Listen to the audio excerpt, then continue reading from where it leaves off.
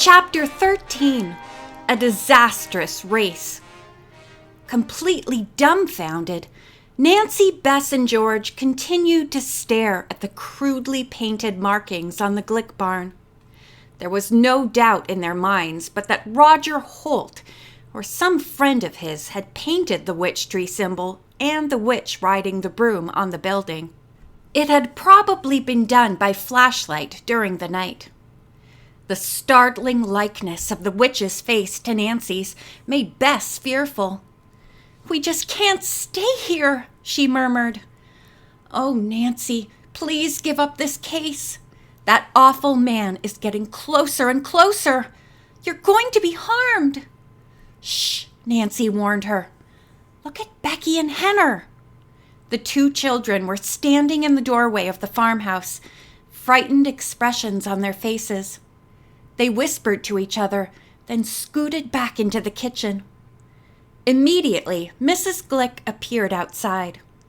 Seeing the marks on the barn, she hurried toward her husband and the girls. None of them had made a comment since Bess's outburst, but now Mr. Glick said firmly, "Your enemy is a very bad and dangerous man, Nancy. He must be made to stop frightening people. There is no room in Amish country for such a person." Nancy heartily agreed and said that instead of leaving, she would double her efforts to locate Roger Holt. "That is good," the cobbler said, "but take care." Mrs. Glick called her children outside and scolded them for being afraid.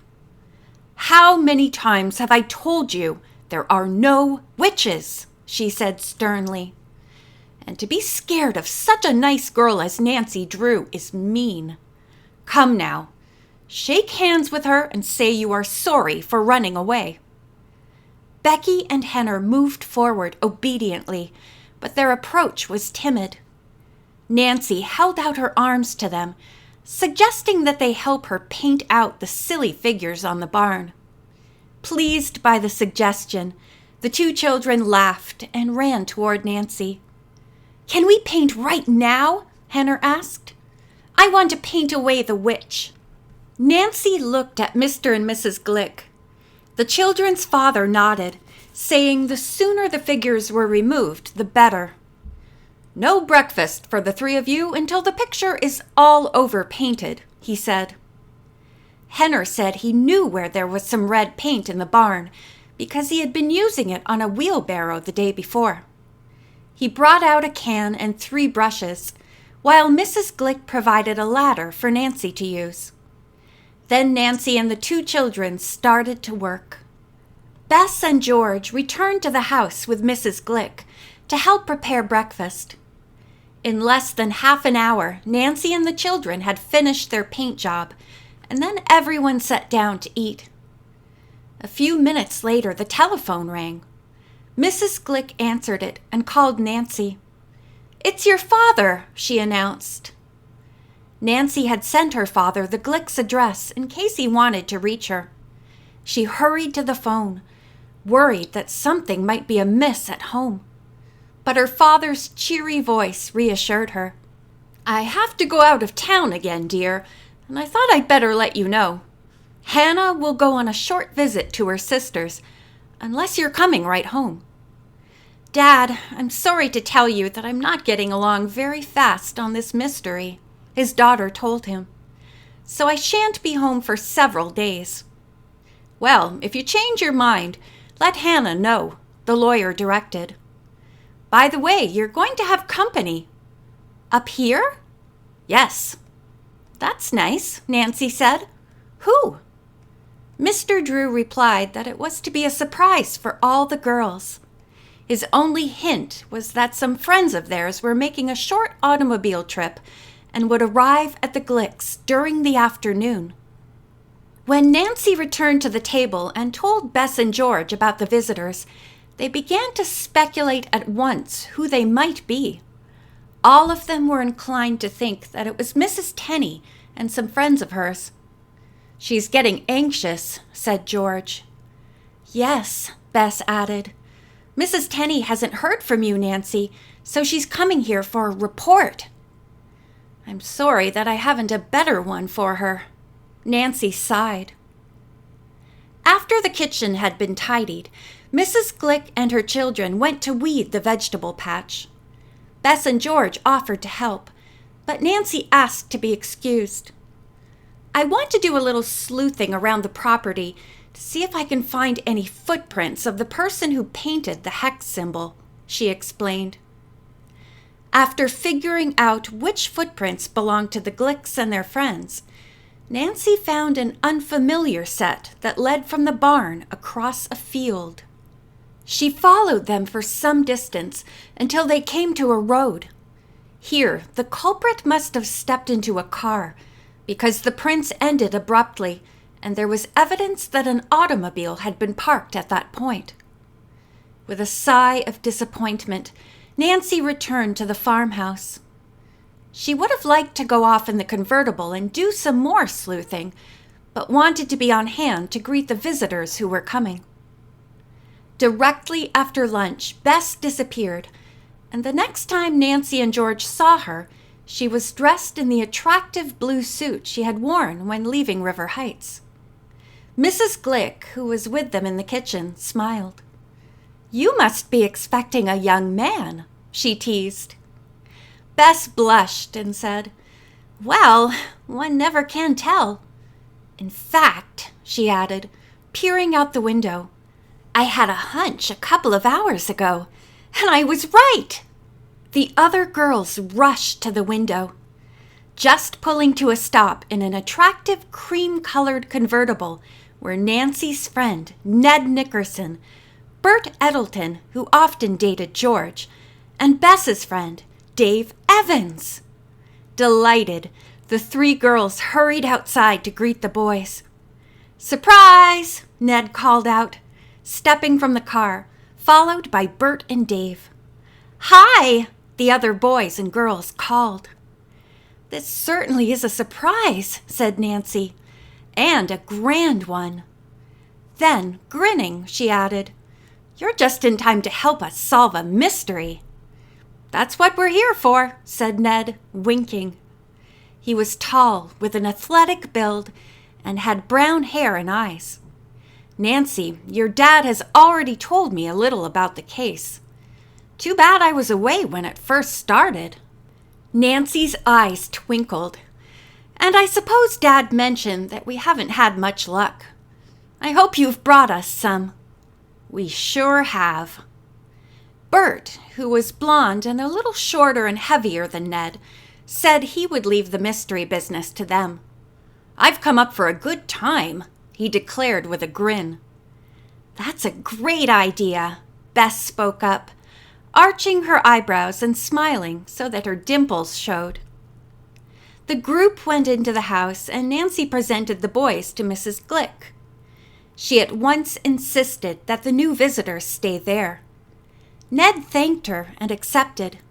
"Wait until you taste some of Mrs. Glick's cooking," George remarked to Dave, a rangy-built, dark-haired young man with green eyes.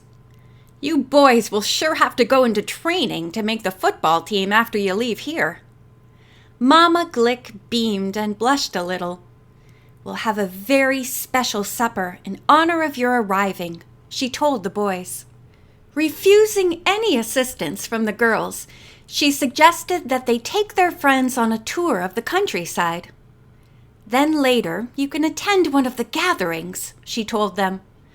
"Over at the Stoltz farm, they're having a sing right after supper. But maybe," she smiled, "you would prefer the barn dance at the Fishers'." "I'll take the barn dance," Dave said, and the rest voted for this too. As the young people drove around the area, Ned became interested in the Amish carriages which passed by. "Suppose you and I go to the barn dance in one of them," he suggested to Nancy. "All right," she said, "but we'll have to use an open-top buggy." "Why?" Ned asked curiously. "Because all unmarried couples travel that way," she said. "The closed carriages are used after the wedding." Ned whistled. "I'll take one of those closed jobs after I graduate." What say, Nancy?" She pretended not to understand and said, "You'll have to give up college and all worldly pleasures if you expect to marry an Amish girl." Ned made a face at her, and the others laughed. Upon returning to the Glick home, the boys met the rest of the family. Ned at once asked Mr. Glick if it would be possible to rent a horse and buggy. The man nodded and went to the phone. A few minutes later, he reported that he had made the arrangements. "Drive carefully," he warned, "or you may find yourself the buggy out." At 7 o'clock, the horse and buggy were brought to the front door by a young Amish boy. After he had gone, Ned remarked about the length of the lad's hair. It fell over his ears and across his collar at the nape of his neck. Nancy told Ned that this was usual among Amish men and that all their barbering was done at home. Then she explained quickly about her suspicion that Roger Holt was disguising himself as an Amish man. The long hair and beard are an excellent way to conceal his looks. Bess and George and their escorts started for the dance in Ned's car, both youths declaring it would be hard to dance after the sumptuous meal they had just enjoyed. "You were right about Mama Glick's cooking," said Bert. "I ate 3 servings of schnitz and Knepp." Ned helped Nancy into the left side of the buggy, then went around and climbed into the driver's seat. He picked up the reins and said, "Giddy up!"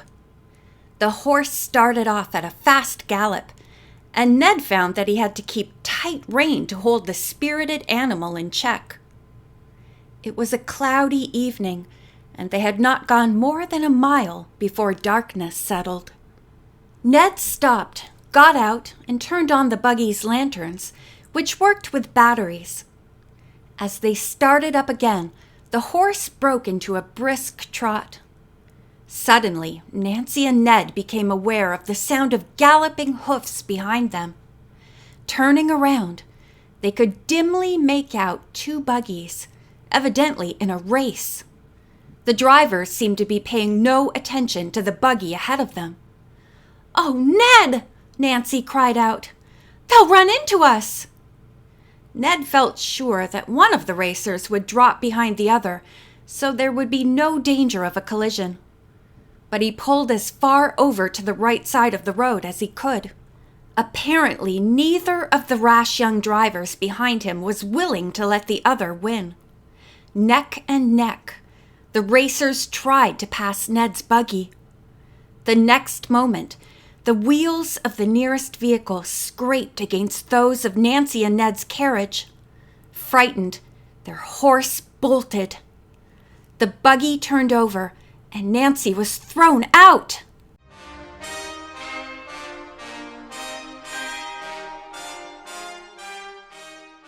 "20 minutes before the accident, Bess and George and their dates had reached the dance. The Amish young people who had gathered in the barn were very friendly and welcomed the visitors warmly. The atmosphere was delightfully festive. Lanterns hung from the rafters shed a soft glow over the dancers. One young man was playing a mouth organ, another a guitar. The music was very lively and the dancing fast. After watching the various figures of the square dance being performed, as a man called them out, Bess and Dave swung into one of the circling groups. George and Bert joined hands with another. "Whew!" said Bess a little later, almost exhausted by the fast sidestepping, twisting and turning. "Let's sit down for a while." "Good idea," Dave panted. They dropped out, but George and Bert kept going until their particular group finished the set. When the 4 met in a corner of the barn, George remarked, "It's strange that Nancy and Ned haven't arrived yet." Bess giggled. "I guess they're enjoying the buggy ride." The words were hardly out of the girl's mouth when an Amish couple rushed excitedly into the barn. They began to speak rapidly in dialect, flinging their arms about as if describing something they had seen. Curious, George approached an Amish girl standing near her. "What are they saying?" she asked. "That there was a bad accident," the girl replied. "The witch girl was in it." End of chapter 13.